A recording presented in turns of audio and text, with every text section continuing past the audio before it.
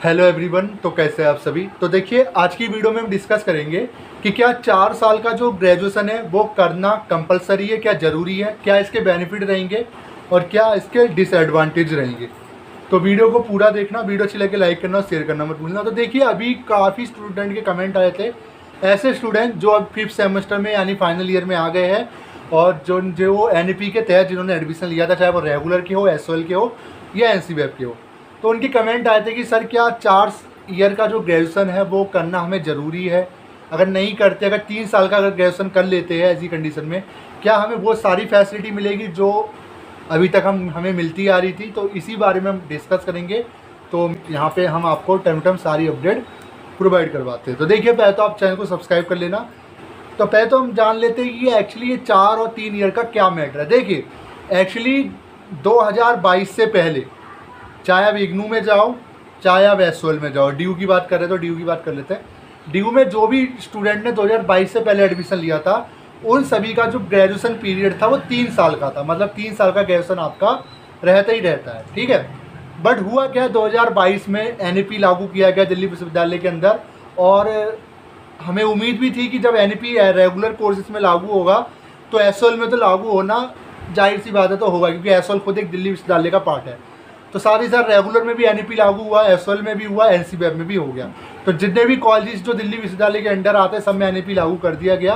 अब हुआ इससे क्या हुआ, ये कि इसके अंदर एक तो सब्जेक्ट बढ़ चुके हैं। जी हाँ, सब्जेक्ट बढ़ गए। मैं ये कहूँगा एक तरीके सब्जेक्ट एक तरीके से डबल हो गए। कैसे, पहले 4 सब्जेक्ट है, अब 7 सब्जेक्ट आपको देखने को मिलते हैं हर सेमेस्टर में। अब आने वाले कुछ सेमेस्टर में सब्जेक्ट 1 से 2 कम भी हो सकते हैं, बट थोड़ी एक तरीके से आप कह सकते हो डबल सब्जेक्ट अभी आप पर सेमेस्टर पढ़ते हुए जा रहे हो, जो कि काफ़ी, मैं कहूँगा कि एक ईयर में 14 सब्जेक्ट की परीक्षा, साथ में इंटरनल असेसमेंट, कहीं ना कहीं मैं तो ये कहूँगा कि इतने में तो मुझे लगता है कि पूरा एक ईयर ख़त्म हो जाता है, पूरा कोर्स ख़त्म हो जाता है, जितना आप एक ईयर में परीक्षा दे रहे हो इतने सेमेस्टर की, जो कि इतने सब्जेक्ट के साथ। तो हुआ क्या कि इन सब्जेक्ट को बढ़ाया गया, डिसिप्लिन में एक सब्जेक्ट को ऐड और किया गया, मेजर माइनर को इंट्रोड्यूस किया गया। ऐसी कंडीशन हुआ क्या, NEP लागू होने के बाद, कि इसके अंदर 7 सब्जेक्ट आए। इसके बाद इसका जो ग्रेजुएशन का जो पीरियड है 3 और 4 साल इसमें रखा गया। 3 और 4 साल रखने का मतलब ये है कि इसमें होता ये है कि अगर आप फर्स्ट ईयर कंप्लीट करते हो तो आपका सर्टिफिकेट माना जाता है वो फर्स्ट ईयर, सेकंड ईयर करते हो तो डिप्लोमा माना जाता है, और अगर आप थर्ड ईयर करते हो तो आपको डिग्री दी जाती है। और अगर आप एक्स्ट्रा 1 साल, जो जिसे 4 ईयर का जिसकी आज हम बात कर रहे हैं, उसको अगर करते हो तो उसमें ऑनर्स डिग्री इंक्लूड होकर आपको एडवांस डिग्री दी जाती है। यानी उसमें ऑनर्स की 1 साल पढ़ाई, जो मेन सब्जेक्ट आपके होते हैं डिसिप्लिन में, सिर्फ उसी में आप 1 साल पढ़ते हो। यानी कि अभी तक तो आप जनरल इलेक्टिव बड़ा वगैरह पढ़ते हुए आए थे, बट जो चौथी साल की पढ़ाई होगी ना, उसमें से आपके मेन सब्जेक्ट रहेंगे, या तो मेजर रहेगा या माइनर रहेगा। उसी के मेन सब्जेक्ट आप पढ़ाई करोगे जिससे भी आप पढ़ना चाहते हो। यानी 1 साल का जो एक्स्ट्रा जुड़ा हुआ है वो ऑनर्स से, एक तरीके से वो ऑनर्स की डिग्री पे कन्वर्ट हो जाती है डिग्री, ठीक है। अब क्वेश्चन आए थे, सर जैसे मान लीजिए मैं 3 साल का सिर्फ करना चाहता हूँ, क्या मैं कर सकता हूँ। देखिए, NEP के अकॉर्डिंग नियम क्या कहता है, NEP के अकॉर्डिंग नियम ये कहता है कि इसमें मल्टीपल एग्जिट है, मल्टीपल एंट्री है। यानी 3 साल के बाद आप इसको छोड़ सकते हो। अगर आप 3 साल कंप्लीट कर लेते हो तो आपको डिग्री मिल जाएगी, ये नियम है। देखिए, अब वो बात अलग है कि कल को दिल्ली विश्वविद्यालय ये कह दे कि आपको 4 साल ही पढ़ने पड़ेंगे, वो बात अलग है। मैं बार बार इस चीज़ को बोल देता हूँ, कल को रूल हो जाए चेंज कि नहीं आपको 4 साल ही पढ़ना पड़ेगा, फिर आप ये नहीं कह सकते सर आपने कहा 3 या 4 साल। आप NEP उठा के देख लीजिए, क्योंकि ये नियम हमने तो नहीं बनाए, जो नियम है उसी के तहत हम आपको बता रहे हैं। NEP 2020 मानना, पूरा आपको गूगल के ऊपर पता चल जाएगा NEP 2020 है क्या। उसमें साफ साफ बोला गया है, इसको इस तरीके से बांटा गया जब भी प्रोस्पेक्टस आता है 3/4, यानी 3 भी है 4 भी है, या तो 3 कर लीजिए 4 कर लीजिए। यानी अगर आप 3 साल अगर आप कंप्लीट करते हो तो ऐसी कंडीशन में आप डिग्री के योग्य हो जाते हो। अब सबसे बड़ी बात, अगर डिग्री आपको दे दी जाती 3 साल बाद, क्या वो डिग्री मान्य है। जी हाँ, जहाँ भी बैचलर डिग्री की बात होगी, चाहे वो UPSC हो, CGL हो, या कोई भी एग्ज़ाम हो, वहाँ बिल्कुल मान्यता होगी। अब बात करें सर 4 ईयर ग्रेजुएशन की बात, क्या बेनिफिट है अगर उसको हम करते। देखिए, सबसे बड़ा जो बेनिफिट ये है कि आप डायरेक्ट PhD के लिए एलिजिबल हो जाते हो। अगर आप 4 साल का ग्रेजुएशन करते हो तो डॉक्टर ऑफ फिलोसफी यानी PhD के लिए आप एलिजिबल हो जाते हो, उसके एंट्रेंस एग्जाम के लिए एलिजिबल हो जाते हो। इसके अलावा आप UGC नेट का एग्ज़ाम दे सकते हो। जी हाँ, ये भी एक सबसे बड़ा बेनिफिट है कि आप जैसे आप 4 साल करोगे, 4 साल का ग्रेजुएशन करोगे, तो ऐसी कंडीशन में आप UGC नेट का जो एग्ज़ाम होता है, जो असिस्टेंट प्रोफेसर बनने वाला, उसके लिए आप एलिजिबल हो जाते हो। यानी यूजीसी नेट, मुझे लगता है यूजीसी नेट वो दे पाते हैं जो पोस्ट ग्रेजुएट होते हैं वो दे पाते हैं। बट ऐसी कंडीशन में अगर आप 4 साल देते हो तो आप यूजीसी नेट का एग्ज़ाम भी दे सकते हो, क्योंकि आपके पास जो क्रेडिट स्कोर है वो उतना हो जाता है जितना एक मास्टर्स वाले के पास होता है। अब ऐसी कंडीशन में मान लीजिए मैंने 4 साल का किया, सर क्या मेरा जो एमए वो 1 साल का हो जाएगा? जी हाँ, आपका एमए 1 साल का हो जाएगा। तब कुछ कोर्सेज ऐसे निकाले जाएंगे जहाँ आपका जो एमए वो 1 साल का ही माना जाएगा। क्यों? क्योंकि ऐसी कंडीशन में जो आपने 1 साल पढ़ा हुआ है ना वो ऑलरेडी एक ऑनर्स का ही 1 साल था, और 1 साल आप ये यानी ये टोटल आपका 5 साल हो जाता है। 4 साल का ग्रेजुएशन, 1 साल का आपकी एमए रह जाती है। एमए करना ना करना वो आपके ऊपर है, इसमें मैं फोर्स नहीं करता किसी को।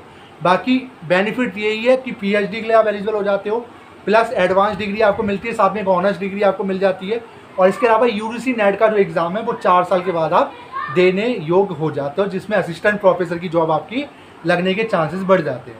ठीक है, बाकी अगर आप चाहते हो 3 साल में मैं कंप्लीट कर लूँ तो बिल्कुल कर सकते हो, बाकी तो देखना पड़ेगा। देखिए अभी तो फ्रेमवर्क बन रहा है धीरे धीरे, मैं सिंपल सी बात बता रहा हूँ। जब मैं वीडियो बना रहा हूँ अभी तो दिल्ली विश्वविद्यालय के अंदर 7 और 8 सेमेस्टर का अभी तक सिलेबस नहीं आया है, तो जैसी स्ट्रक्चर पास होगा, क्या 3 साल के बाद इसको होल्ड किया जाएगा, क्या कुछ ऐसा सिस्टम निकाला जाएगा कि जिसको करना है वो फॉर्म भरेगा। अब जो भी हम बता देंगे, आपको कोई दिक्कत वाली बात नहीं है। बट इतना कन्फर्म है 3 साल के बाद डिग्री आपको मिल जाएगी, क्योंकि ये नियम कहता है।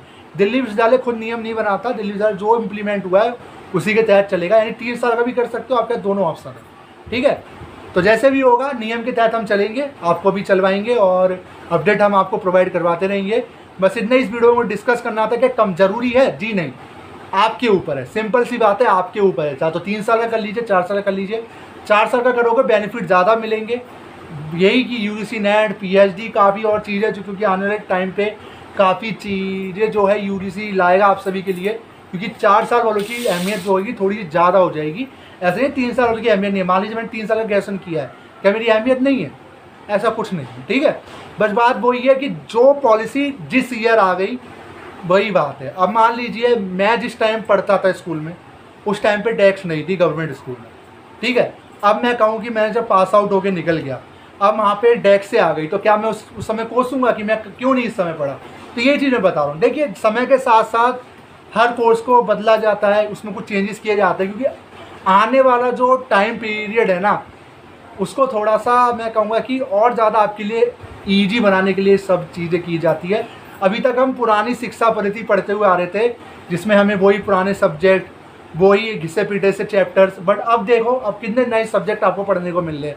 अब बीए प्रोग्राम को उठा के देख लीजिए, मुझे लगता है आज के टाइम में बीए प्रोग्राम के अंदर कॉमर्स तक बच्चा पढ़ रहा है, और ऐसे ऐसे नए नए सब्जेक्ट है जो मैं कहता हूँ कि हमारे टाइम पे तो ये सब सब्जेक्ट कल्पना मात्र थे, जो आज के टाइम पे चाहे वो स्किल एनहांसमेंट के अंदर आपको सिखाया जा रहा हो, वैल्यू एडिशन के अंदर आपको सिखाया जा रहा हो, एईसी के अंदर सिखाया जा रहा हो, अगर ये चीज़ें पहले से होती तो कहीं ना कहीं जो लेवल है एजुकेशन का वो काफ़ी अच्छा रहता।